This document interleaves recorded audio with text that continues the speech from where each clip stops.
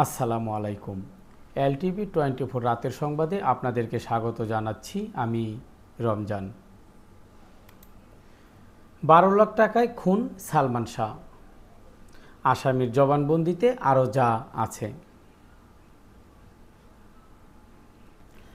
90-এর দশকের জনপ্রিয় চিত্রনায়ক সালমান শাহর রহস্যজনক মৃত্যু হয়। 1996 সালের 6 সেপ্টেম্বর এই মৃত্যুকে আত্মহত্যা বলে দাবি করেন অভিনেতার সাবেক স্ত্রী সামিরা হক। তবে এতে দ্বিমত পোষণ করে সালমান শাহ পরিবার। তাদের দাবি, সালমান শাহকে সুপরিকল্পিতভাবে হত্যা করা হয়েছে। দীর্ঘ 29 বছর পর অভিনেতা সালমান শাহর অপমৃত্যু মামলা রূপ নিয়েছে হত্যা মামলায়। গত 20 অক্টোবর সালমান শাহর অপমৃত্যু মামলাকে হত্যা মামলায় রূপান্তরের নির্দেশ দেন আদালত। মহানগর দায়রা জজ আদালতের দেওয়া নির্দেশের 24 ঘন্টা না পেরোতেই রমনা থানায় একটি হত্যা মামলা দায়ের করেন সালমান শাহর মামা আলমগীর কুমকুম। জানা যায়, দীর্ঘ 29 বছর পর সালমান শাহর অপমৃত্যু মামলা হত্যা মামলায় রূপ নেওয়ার পর নতুন করে আলোচনায় এসেছে দীর্ঘ 28 বছর আগে 1997 সালে আসামি রেজভির দেওয়া একটি জবানবন্দি। ওই জবানবন্দিতে রেজভি সালমান শাহর হত্যার দায় স্বীকার করেন। তিনি বলেন, আমরা সালমান শাহকে হত্যা করেছি। হত্যার ঘটনাকে আত্মহত্যা বলে সাজানো হয়েছে। এই হত্যাকাণ্ডে সামিরা ও তার পরিবার সহ অনেকে জড়িত।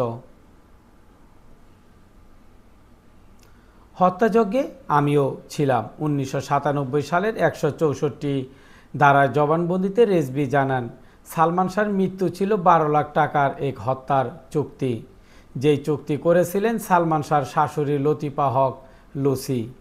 এই হত্যা চুক্তিতে আরও ছিলেন বাংলা সিনেমার খলনায়ক ডন, ডেভিড ফারুক ও জাবেদ।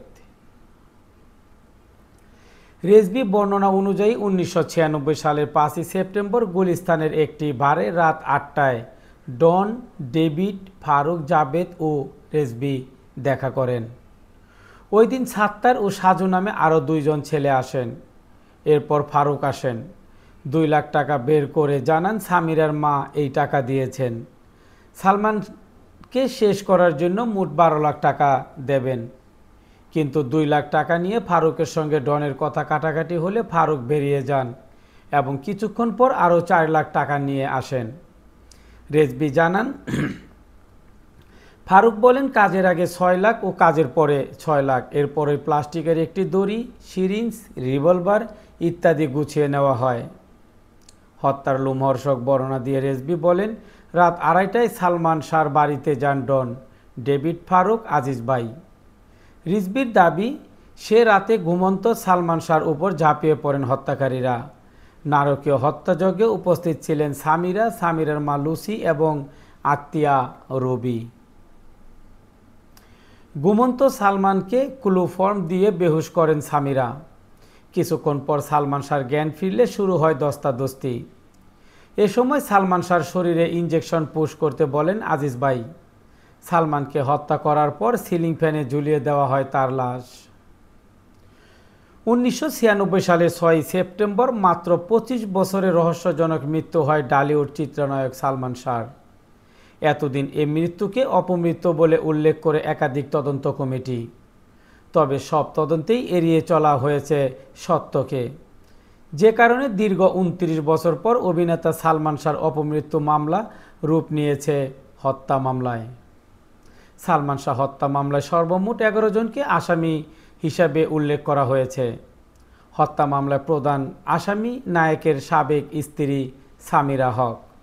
অন্য 10 আসামি হলেন প্রযোজক আজিজ মোহাম্মদ ভাই, খলনায়ক ডন, নায়কের সাবেক শাশুড়ি Latifa Haque Lucy, David, Javed, Faruk, Mayfair beauty সেন্টারের রুবি, আব্দুল সাত্তার, সাজু ও রেজভি আহমেদ ফরহাদ। দর্শক, এই ছিল আমাদের রাতের সংবাদ। সকালের সংবাদ শোনার আমন্ত্রণ জানিয়ে বিদায় নিচ্ছি। আল্লাহ হাফেজ।